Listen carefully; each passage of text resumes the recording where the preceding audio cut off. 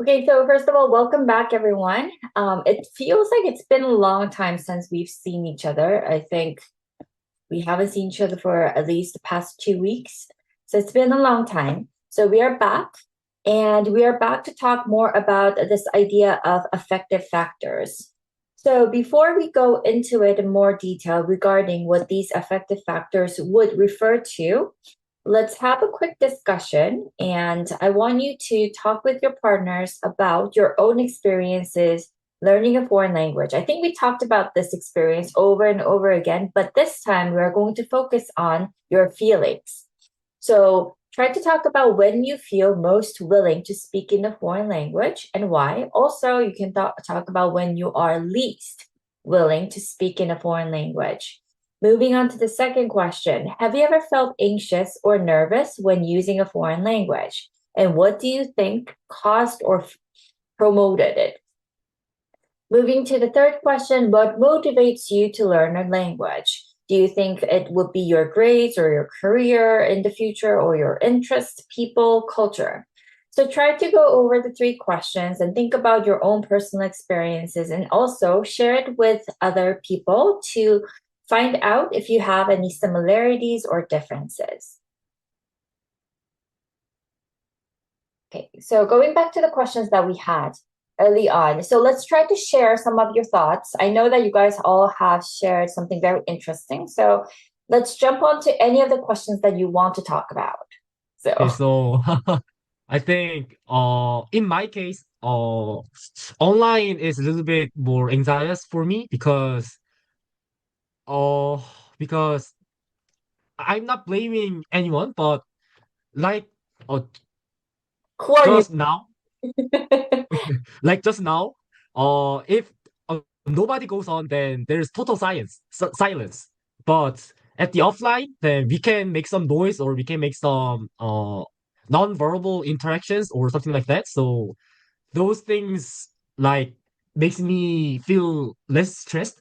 But in this kind of we all everything we see is in the monitor and complete silence, then I think those things make me more anxious in Oh, my case. Yeah, yeah.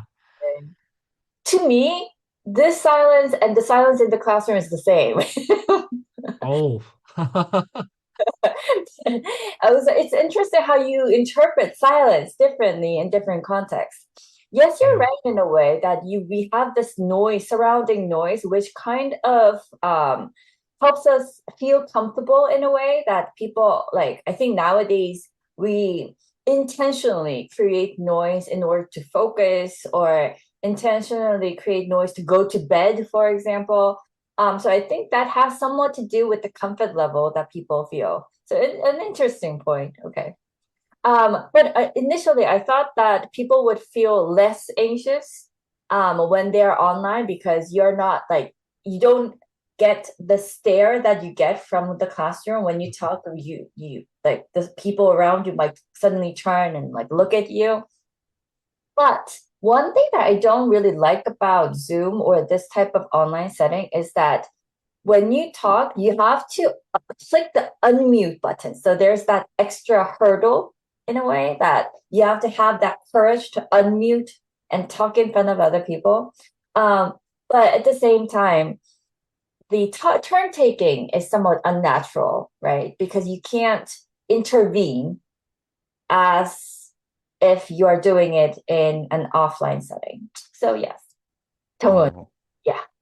our group thought that people we most willing to speak a foreign language when we hear some good song Oh, and want to sing along to the song. And yeah. when our listener of the conversation don't care or when while we make some uh, wrong pronunciation or wrong grammar. So in these situations, we more willing to speak in foreign language. Mhm. So I think you pointed out two very important things that we talk about in foreign language. One is the importance of the other person, the listener.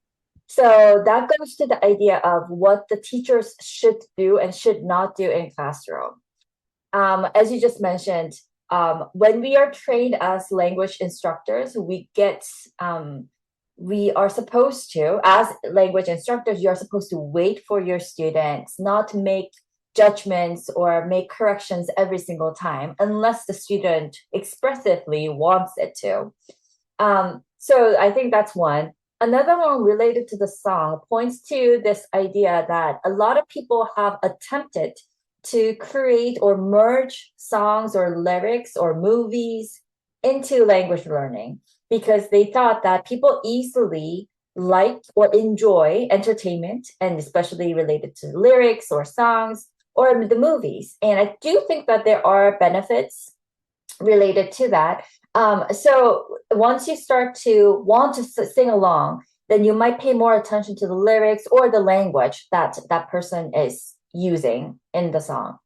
I remember the first time that I did that was in grade 8 or 9. There was a group called All Saints. You might not know them. It's a 4 female group.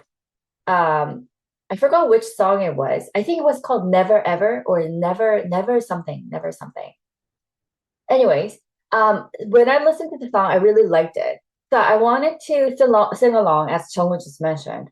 But then during that time, did we have internet? I think we have internet? That I'm not really sure. But anyways, we had the tapes. I guess that you guys don't know tapes. You don't use them, right? Anyways, we had the physical tapes, and in the tapes, they usually come with a cover and pictures of the singers and all, and the song, not the song lyrics, but they had like who the composer was and all sorts of information related to the song. But there was no lyrics. So I got frustrated, and because you want to learn about the song, what it really meant. So I started to write the lines down as like I was doing like a listening and repeat activity by myself, like going back and forth, trying to write down the lyrics myself. But that really helped, I think, in the long run because I was really paying attention to the detail.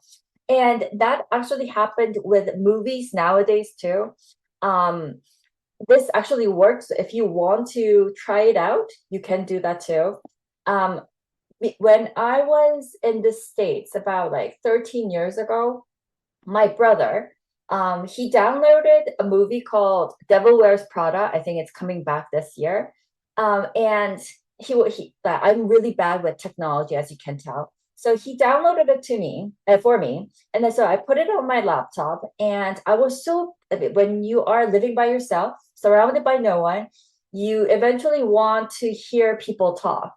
So what I did was whenever I was working on something or I was doing the dishes, I would just play the movie without watching it. So I've watched a movie one time. Afterwards, I would just put it almost like a background music almost. And I would do my laundry, I would clean and stuff. I was doing it for the same movie over and over again.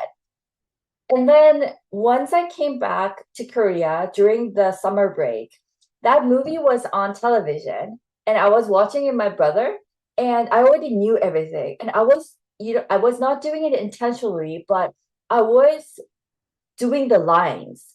What that meant was I was unintentionally immersed with the setting or exposed to the language enough that I would just do the lines and he got so frustrated. He was like, stop doing that, right? But that somewhat tells us quite a lot about what kind of exposure, the indirect exposure that you get yourself into might still help you learn the language. So I would definitely ask my students if they say that I want to learn English or I want to learn a particular language, I would say try to find somebody who you want to imitate, first of all. That means that if you want to learn English, you would not want to go to movies that was out in 1950s. Like go to something contemporary and try to find somebody who you want to speak like. Like if you find somebody, oh, I think that person speaks very fluently, or I like that person's tone or that person's wordings, then you can choose that movie and try to imitate that person. So one advice is try not to choose something that is too back in time because you might be talking like a very old person. Try to also find somebody who is in the same gender. That's another important part, right? And another one is try to avoid something that has very regional accent, because that, I mean, if you want to learn that regional accent, that's fine, but try to find somebody like avoiding these three ideas, then it might get you into someone, a good model that you want to follow. Anyone who wants to talk about anxiety, like when you feel anxious? Um, Yeah. I heard one interesting experience in my group. I guess it was Minyoung and Chongsu. They said they feel more anxious when many Koreans in the group. I thought it was interesting because I've never thought about that before.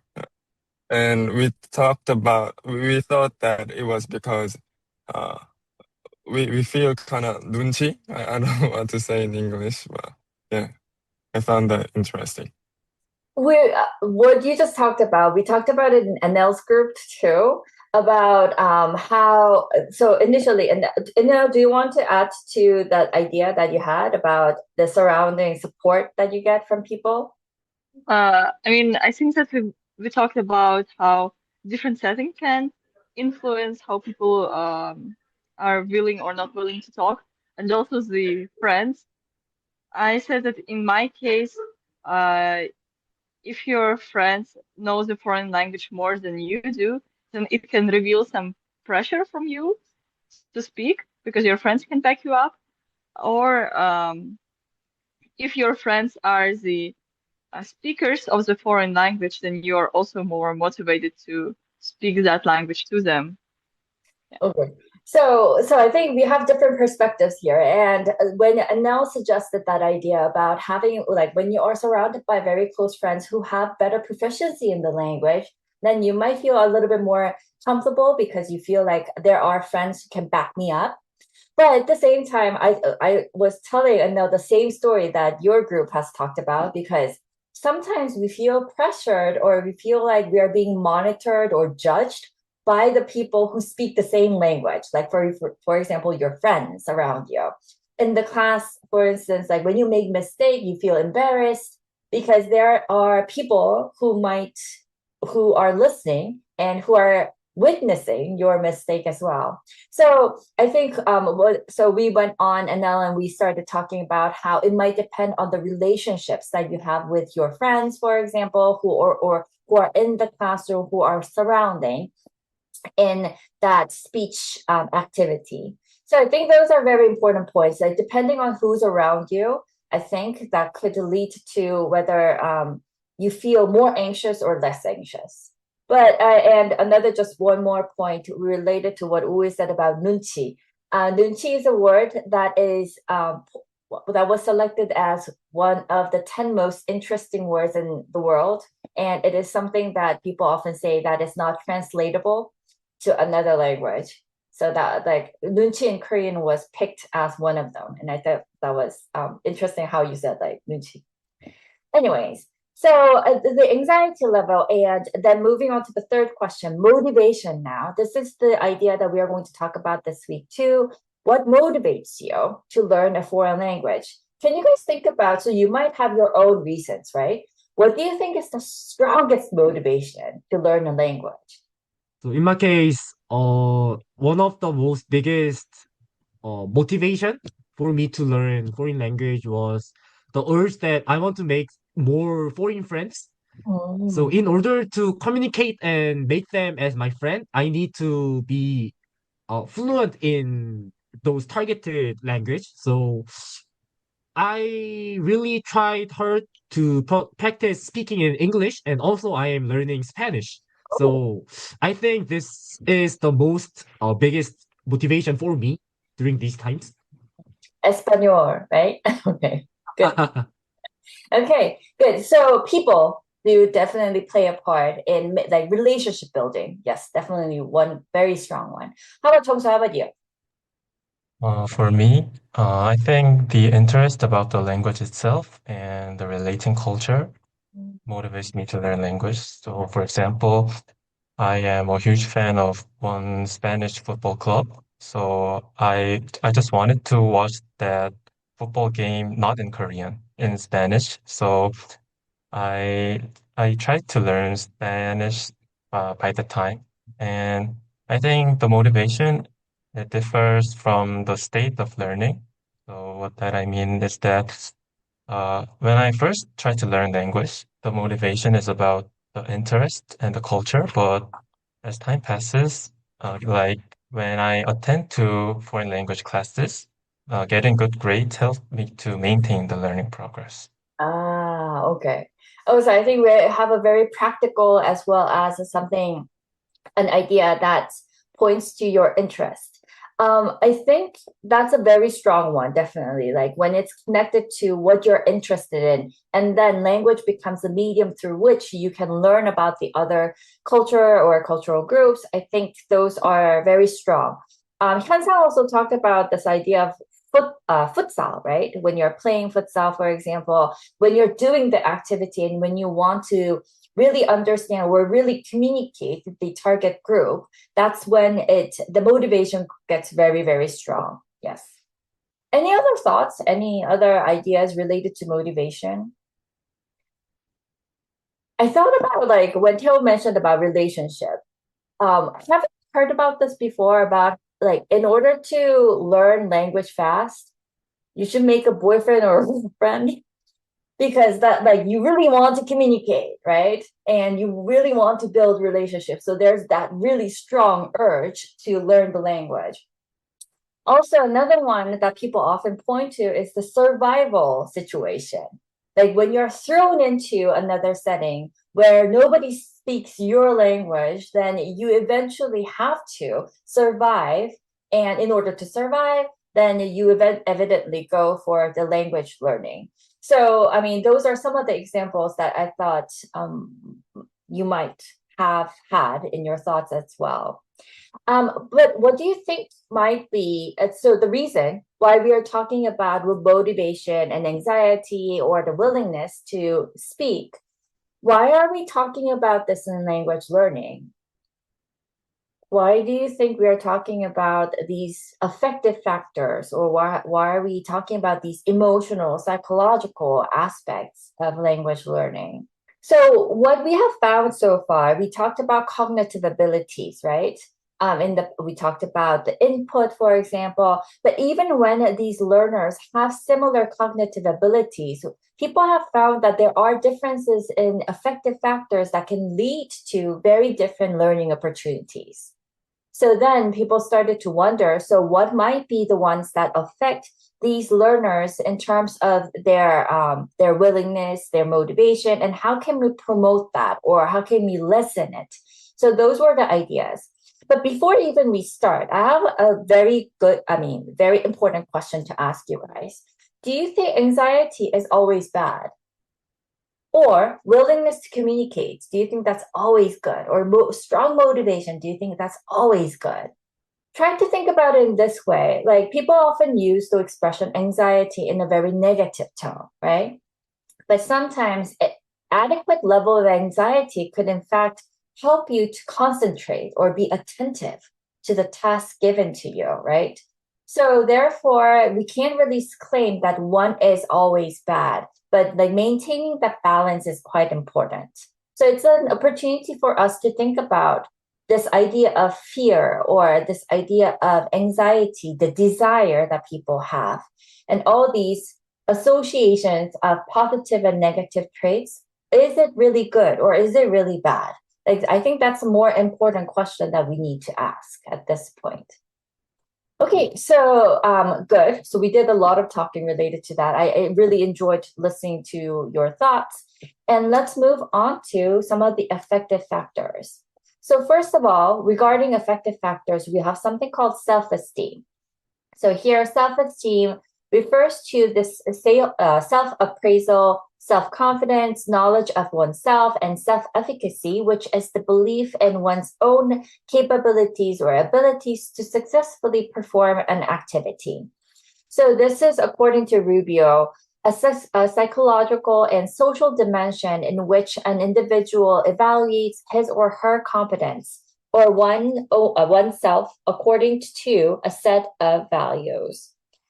Aside from self-esteem, there's another one which is called global self-esteem, which is more related to the general or prevailing characteristic here, which refers to an overall assessment or overall sense of one's own self-worth across time and situations. So as you can tell, that global self-esteem is something that is more general and grand.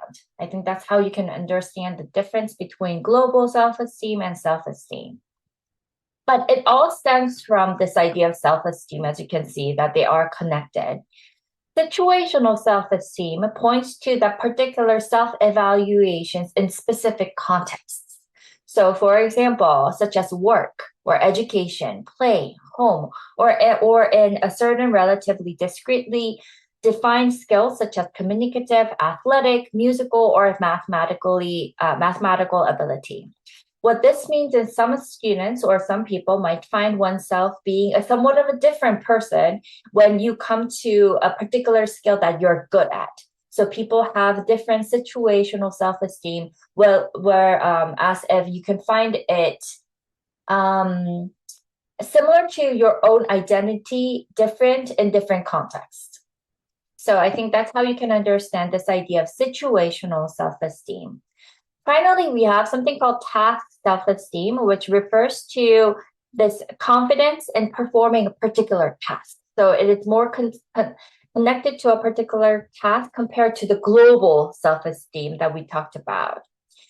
So, for example, a student may feel generally confident in English, but still feel nervous when giving a particular presentation. So in that case, it's more connected to that particular task in giving a presentation. So this kind of understanding leads us to a very important question. When learners succeed or fail, how do they explain it? So people started to wonder, how do we explain like whether we succeed or whether we fail in language learning?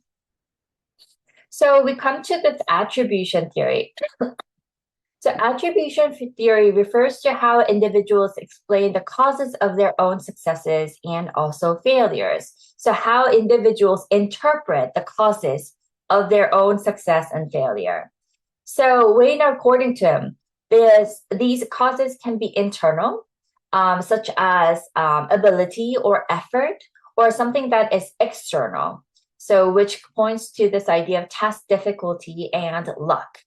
For example, what this points to is how people would explain how they succeeded or how they failed. So people might blame, for example, say, oh, last time we took the exam, and when you get a score that is not really satisfying, then you might say, it was the task, right? It was the test that was too difficult, or I did not have enough time. Or people, when they go into the success, they might point to, it was just the luck. Like I was lucky that the exam was particularly focusing on certain chapters that I only read about, right?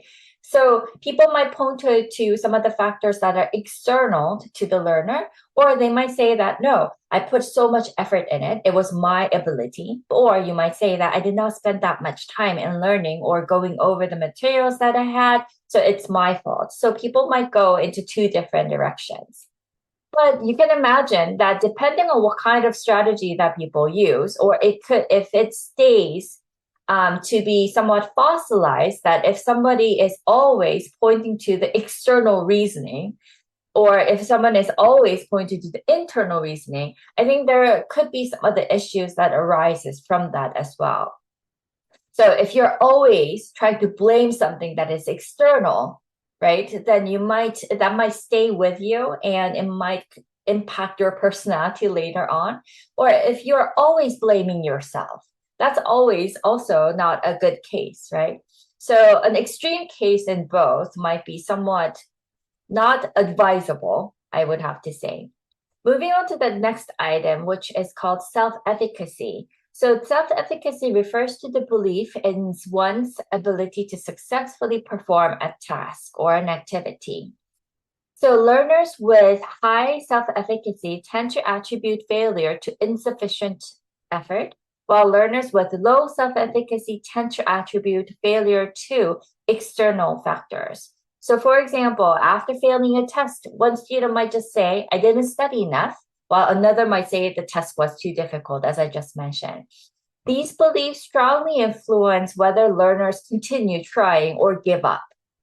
And one important outcome of this idea is whether learners are willing to actually speak. So next we are moving on to this idea of willingness to communicate, willingness to talk, willing to speak to another person. So willingness to communicate refers to an individual's tendency, so predisposition or tendency to initiate or start communication when they are given a choice. So Peter McIntyre started with this idea of willingness to communicate. There are actually questionnaires that examine one's level of willingness to communicate that I'm going to bring along next time. So this idea exists in a continuum from avoiding communication, so from really avoiding communication, walking away from any chance of communicating, to actively seeking communication. So it's in a continuum when we are measuring the willingness to communicate. This is not only a factor in second language acquisition, but also one that may have its root in a learner's first language communication patterns. What this means is when we are measuring when we're talking about willingness to communicate, it's not only referring to your own willingness in second language or foreign language, but you might find it in your first language. Like you might just be a person, like for example, using Korean, who are not really willing or who do not really feel comfortable opening a conversation with a stranger or talking with another person. You might be a very introvert person who would rather stay alone or who would rather not talk if you are given a choice. So that overall refers to this idea of willingness to communicate. And this is also affected by motivation, personality, self-confidence, intergroup climate. What this means is the background, the support that you get, self-efficacy, and cultural orientation. For example, a learner may be willing to speak in a small group, but not in front of a whole class, right? So when I go into small breakout rooms, a lot of you are talking, but once you're in a whole group class, you might suddenly go silent. What this means is that there are these different traits that people have. Their willingness to communicate might differ depending on the context. The cultural orientation, whether it's an individualistic culture or collectivistic culture, that also could impact as well. The Weir's group with Chongsu and Minyoung, I think, you guys said something about the surrounding peer impacting your anxiety level, right? That might actually have to do with the culture as well. If you belong to an individualistic culture that you can express freely of your individual thoughts, then you might really care less of what other people think. But if you come from a culture where it's a collectivistic culture, like Korean, for example, a lot of Asian cultures are considered to be collectivistic, then in that case, your willingness might in fact be a little bit more impacted by the surrounding group that you're currently in. So what we say about WTC is that it is in fact a dynamic system that can change over time and across situations. What this is, I can surely say that it changes over time because myself, I think I talked about myself quite enough in this class, but I was a person who was very quiet in a way. I mean, not quiet, I would have to say. I was very talkative with very close friends. But I would not just go up to strangers and open a conversation. That was just not me. Also, my anxiety level, I think I was very cautious of other people. For example, in class, I would never be the person who would just raise hand and start talking. However, over time, people change.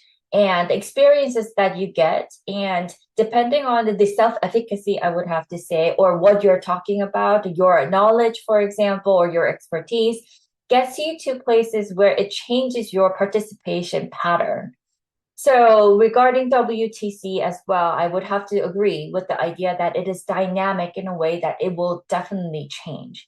So the WTC that you measure at one point does not mean that you're going to be the same person until you die. It actually means that it would change depending on the situation, the experiences that you get. This next class, I'm going to bring you guys the questionnaires for WTC so that you can measure your willingness to communicate, and also the foreign language anxiety level, the questionnaires, a lot of questionnaires.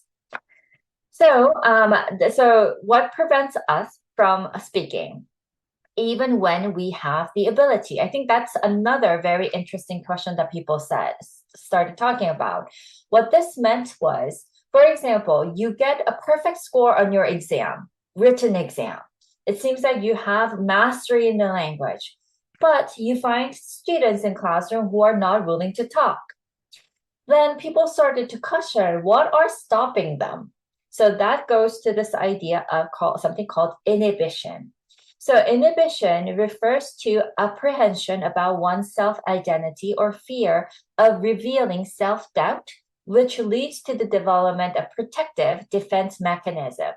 So it points to this idea of protective defense mechanism that people often have, that you want to protect yourself. You want to not be laughed at, right? Unless you are a class clown that you enjoy the laughter, people want to avoid having this idea, or having your friends or people around you think somewhat less of you. So that has to do with this apprehension that people feel. So individuals, learners with strong or higher self-esteem and very strong ego strength tend to have a lower inhibition because they are able to withstand threats to their own sense of self. What this means is when they make mistake, they will, if these are students with high self-esteem, they would just say, oh, it was just a slight mistake. That does not mean anything to me. Like, anyone can make a mistake. So that's how people with higher self-esteem would think. So therefore, their defensive barriers tend to be lower in that sense. However, on the other hand, students with lower self-esteem often maintain stronger walls of inhibition. So they want to protect what they perceive as a weak or fragile ego or lack of self-efficacy. So since they have a stronger walls in front of them, they are unlikely to talk in front of other people because there are chances that it would threaten their self-esteem. So moving on to language ego, which is very similar, but language ego refers to the identity a person develops in relation to the language that they speak. So, for example, a learner may avoid speaking because they are afraid of making mistakes or being judged by others. So this would be related to language ego that people have. An adaptive language ego, however, allows learners to lower their inhibitions and take more risks. So when you see an adaptive language ego, that enables learners to lower their inhibitions that may otherwise impede success. So thin ego boundaries can create alternative pathways to success as well. So when we talk about language ego, when it's thin, or when it's more adaptive, there are likely more chances for learners to participate and for them to speak and try out different ways of speaking or communicating. So therefore, to overcome inhibition, we can get the idea that learners need to therefore take risks. So in the way of taking risks, inhibition might play a role as a wall here, right? So then people are trying to wonder, so depending on risk taking, are we willing to go over the walls, break the walls? So then we talk about risk taking. So risk taking refers to the willingness to take chances and also test one's hypothesis about a language, even with the possibility of making mistakes. So in this classroom, when you are unmuting yourself, at the same time, you are presenting yourself of an act of risk taking.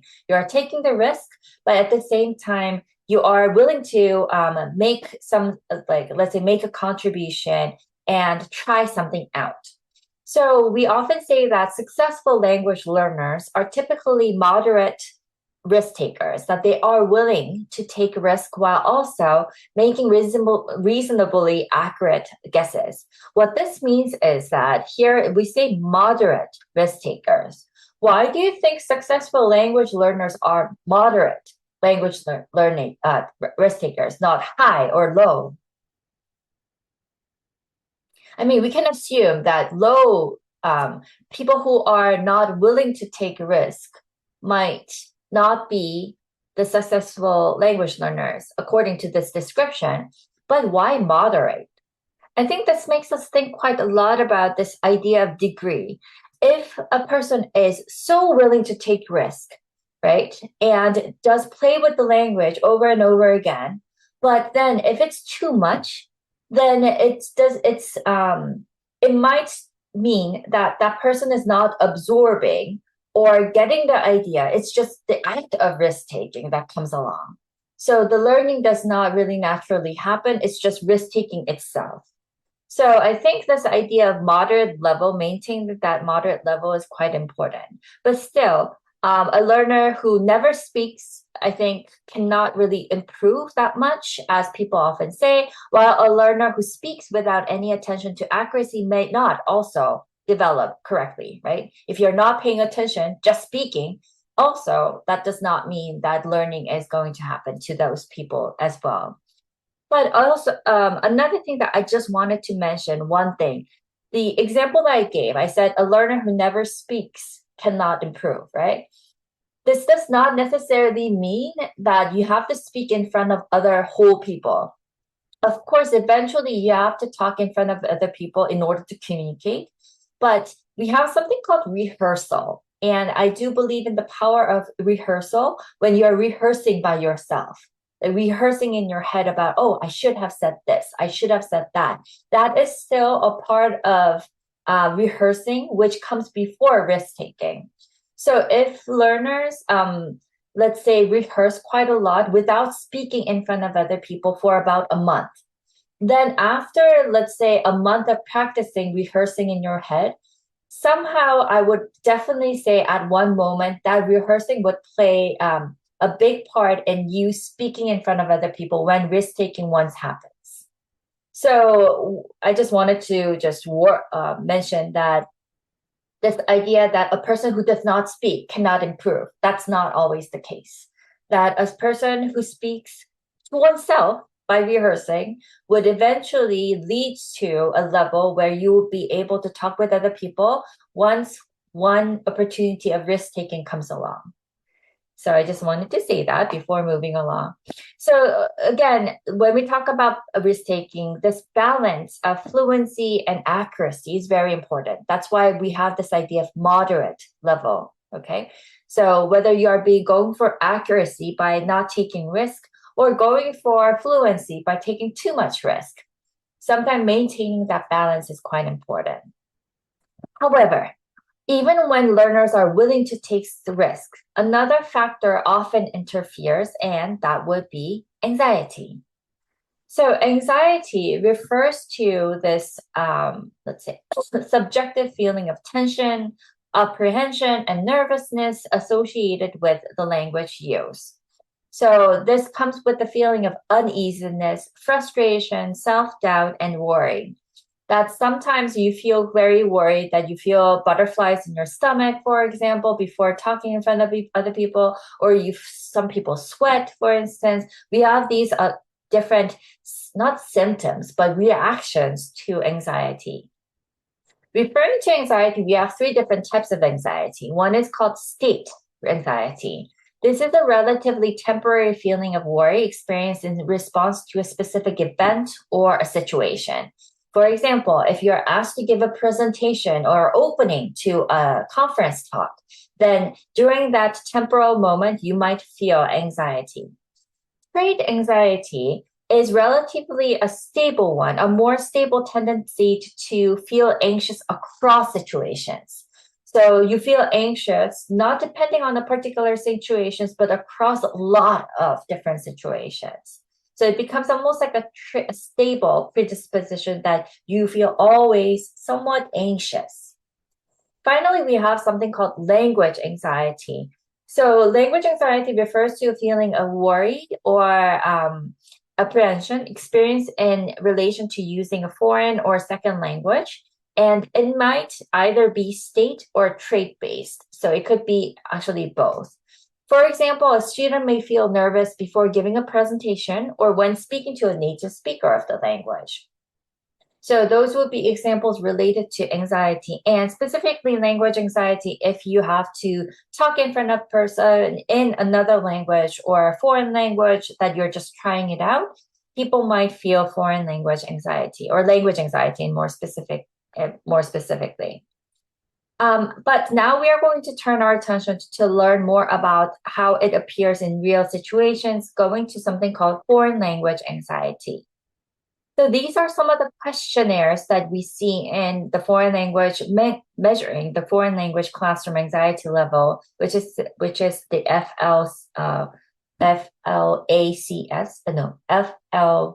FLCAS scale.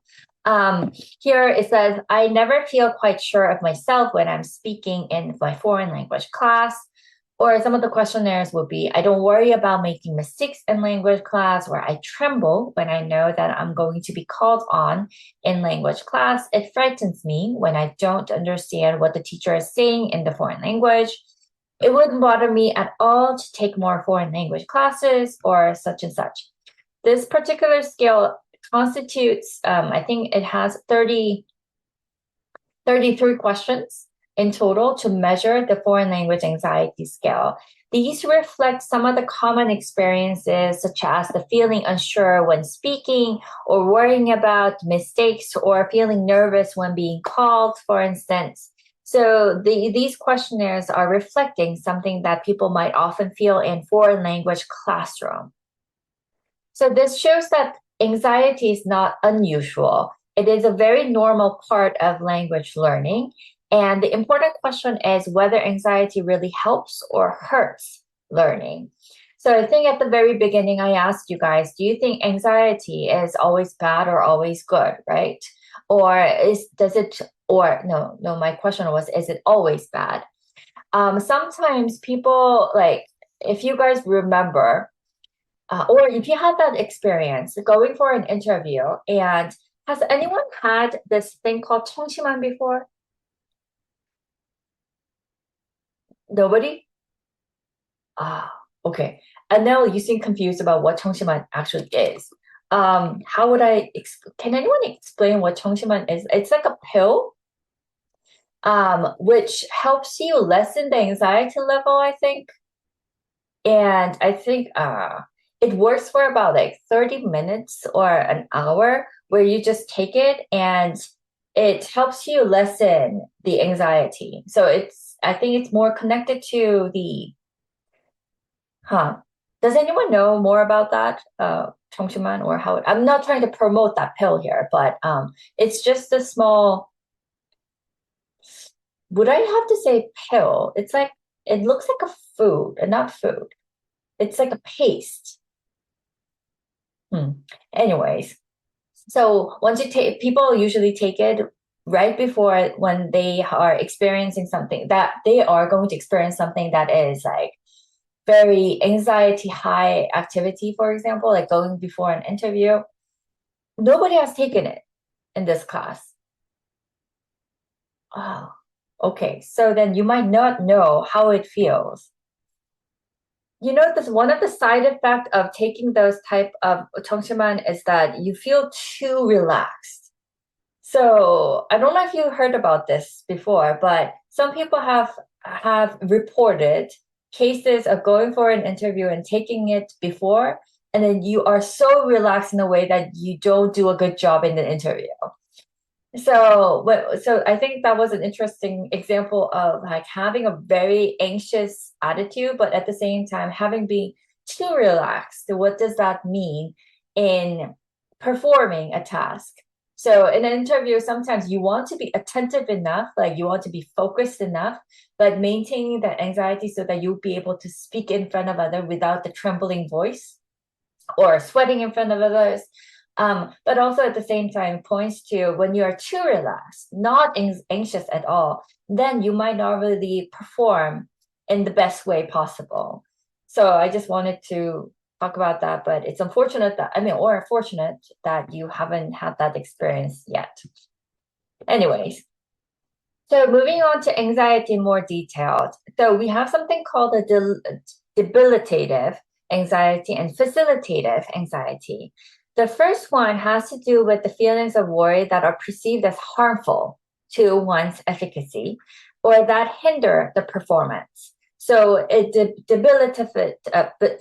debilitative anxiety, as you can tell from the wording itself, it would not work for the self-efficacy. It would interfere with performance.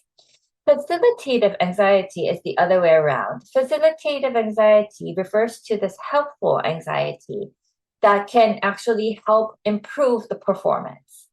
So it would, in fact, be a beneficial level of apprehension that motivates learners to complete a task. Just enough tension to get the job done. So that refers to the facilitative anxiety. So anxiety also exists along a continuum, and both too much and too little anxiety can hinder learning. So that's the message that we get out from this one. Also, another idea that we have regarding anxiety is tension, which refers to a neutral concept that encompasses both diaphoric, the detrimental one, and euphoric beneficial effects in foreign language learning.